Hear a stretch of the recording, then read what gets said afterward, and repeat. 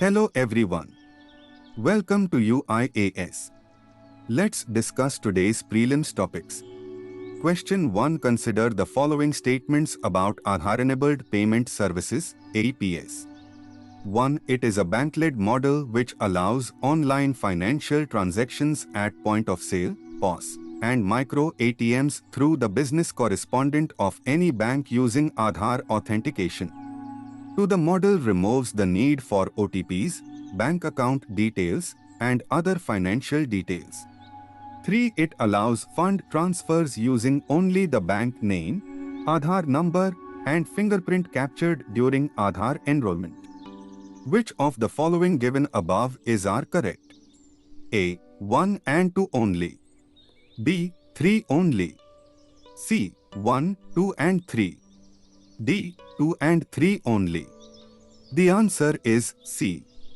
It allows fund transfers using only the bank name, Aadhaar number, and fingerprint captured during Aadhaar enrollment, according to the National Payments Corporation of India, NCPI. Neither Unique Identification Authority of India, UIDAI, nor NPCI mentions clearly whether APS is enabled by default. Cashless India, a website managed and run by Matewai, says the service does not require any activation, with the only requirement being that the user's bank account should be linked with their Aadhaar number. Users who wish to receive any benefit or subsidy under schemes notified under Section 7 of the Aadhaar Act have to mandatorily submit their Aadhaar number to the banking service provider, according to UIDAI. Aadhaar is also the preferred method of KYC for banking institutions, thus enabling APS by default for most bank account holders. The UIDAI is proposing an amendment to the Aadhaar Sharing of Information Regulations 2016, which will require entities in possession of an Aadhaar number to not share details unless the Aadhaar numbers have been redacted or blacked out through appropriate means, both in print and electronic form. The UIDAI has also implemented a new two-factor authentication mechanism that uses a machine learning-based security system combining finger minutiae and finger image capture to check the liveness of a fingerprint. Question 2. What is permafrost? 1. Permafrost is essentially any ground that stays frozen 0 degrees Celsius or lower for at least 10 years straight. 2. These permanently frozen grounds are often found in Arctic regions such as Greenland, Alaska, the United States, Canada, Russia, and Eastern Europe. 3. Permafrost is composed of a combination of soil, rocks, and sand that are held together by ice. Which of the following given above are correct? A. 1 and 2 only. B. 3 only. C. 1, 2 and 3. D. 2 and 3 only.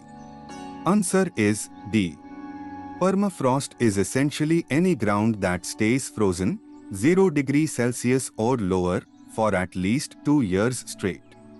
The soil and ice in permafrost stay frozen all year long. However, although the ground remains perennially frozen, permafrost regions aren't always covered with snow. Thawing permafrost can severely impact the planet. One of its most dangerous consequences is the release of greenhouse gases into the atmosphere. A 2022 report by NASA said, Arctic permafrost alone holds an estimated 1,700 billion metric tons of carbon, including methane and carbon dioxide. That's roughly 51 times the amount of carbon the world released as fossil fuel emissions in 2019. Question 3. What is a transformer? The machine learning (ML) model that powers ChatGPT. 1. AM Deep Neural Networks (DNNs), architecture that has today gained popularity across all modalities, image, audio, and language. 2. AM Transformer is only a single-part neural network, which is an encoder that ingests the input sentence in the source language. 3. The capital T in ChatGPT, for example, stands for transformer. Which of the following given above is are correct? A. 1 and 2 only. B. 1 and 3 only. C. 1, 2 and 3. D. 3 only. The answer is B. A transformer is a two-part neural network. The first part is an encoder that ingests the input sentence in the source language, e.g. English. The second is a decoder that generates the translated sentence in the target language, Hindi. The encoder converts each word in the source sentence to an abstract numerical form that captures the meaning of the word within the context of the sentence and stores it in a memory bank. Just like a person would write or speak, the decoder generates one word at a time referring to what has been generated so far and by looking back at the memory bank to find the appropriate word. Both these processes use a mechanism called attention, hence the name of the paper. A key improvement over previous methods is the ability of a transformer to translate long sentences or paragraphs correctly. The adoption of transformers subsequently exploded. The capital T in ChatGPT, for example, stands for transformer. Question 4. Consider the following statements about Alzheimer.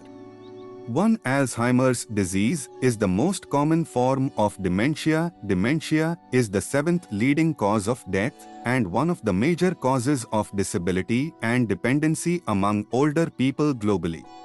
2. Alzheimer's is a degenerative brain disorder that slowly robs people of their memory and thinking abilities.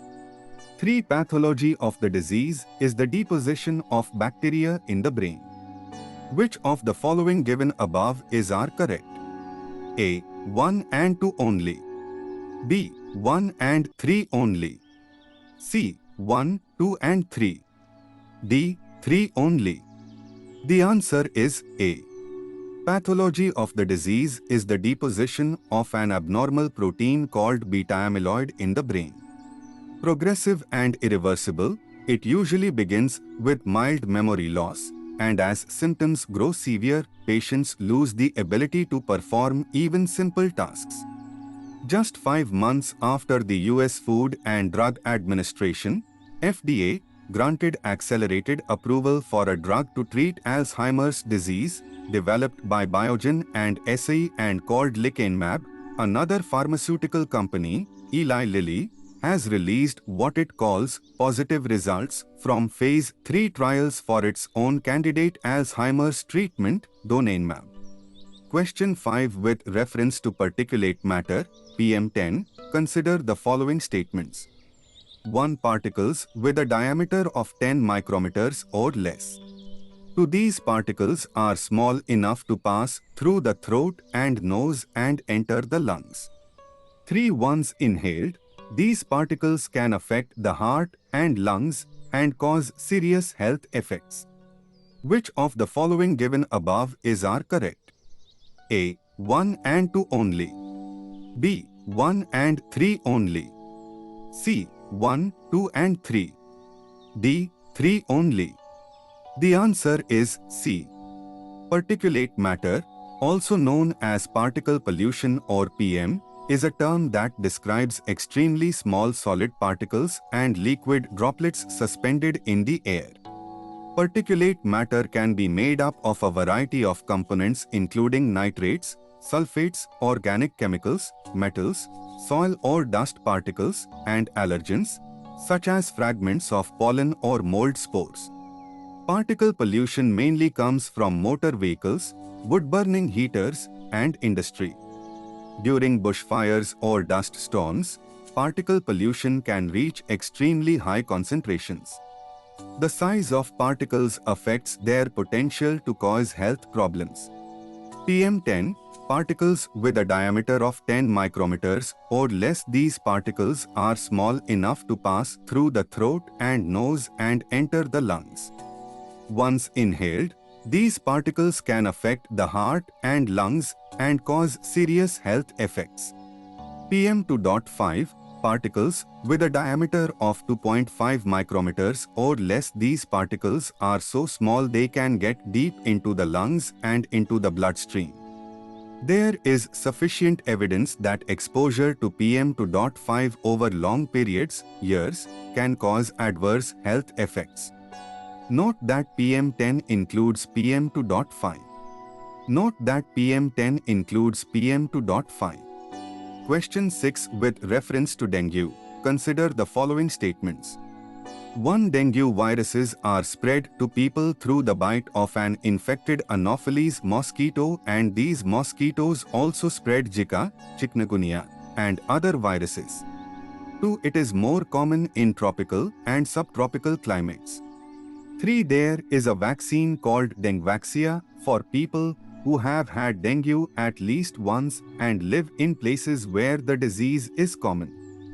Which of the following given above are correct? A. 1 only. B. 1 and 3 only. C. 1, 2 and 3. D. 2 and 3 only. The answer is D. Dengue viruses are spread to people through the bite of an infected Aedes species A. aegypti or A. albopictus mosquito, and these mosquitoes also spread Zika, chikungunya, and other viruses. Dengue is caused by one of any of 4 related viruses: dengue virus 1, 2, 3, and 4. For this reason, people can be infected with dengue multiple times in their life. Question 7. What is the Adopt a Heritage Scheme? 1. It is an initiative of the Ministry of Tourism, in collaboration with the Ministry of Culture and the Archaeological Survey of India. 2. Under it, the government invites entities, including public sector companies, private sector firms as well as individuals, to develop selected monuments and heritage and tourist sites across India. 3. The sites monument are selected on the basis of tourist footfall and visibility and can be adopted by private and public sector companies and individuals, known as monument mitras, for an initial period of 10 years. Which of the following given above are correct? A. 1 and 2 only. B. 1 and 3 only. C. 1, 2 and 3. D. 2 only. The answer is A. The Adopt a Heritage, Apni Dharohar, Apni Pehchan scheme is an initiative of the Ministry of Tourism in collaboration with the Ministry of Culture and the Archaeological Survey of India. It was launched in September 2017 on World Tourism Day by President Ram Nath Kovind. Development of these tourist sites calls for providing and maintaining basic amenities, including drinking water, ease of access for the differently abled and senior citizens, standardized signage, cleanliness, public conveniences, and illumination, along with advanced amenities such as surveillance systems, night viewing facilities, and tourism facilitation centers.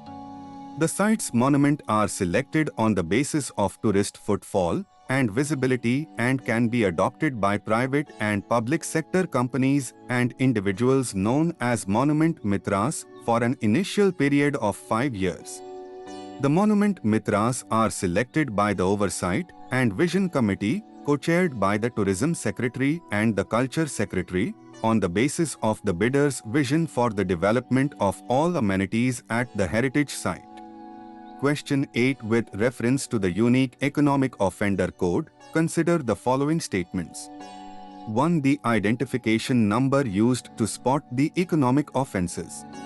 2. The code will be specific to each offender and will be linked with his/her Aadhaar number in the case of an individual or PAN in the case of a company. 3. This will help quickly launch a multi-agency probe against them, as against the current practice of waiting for one agency to complete its probe and file a charge sheet or prosecution complaint before the same is shared with others for further investigation. Which of the following given above are correct? A. 1 and 2 only. B. 1 only. C. 1, 2 and 3. D. 2 and 3 only. The answer is C. Thank you everyone. Do subscribe to this channel. Use code SPLIVE to join Unacademy.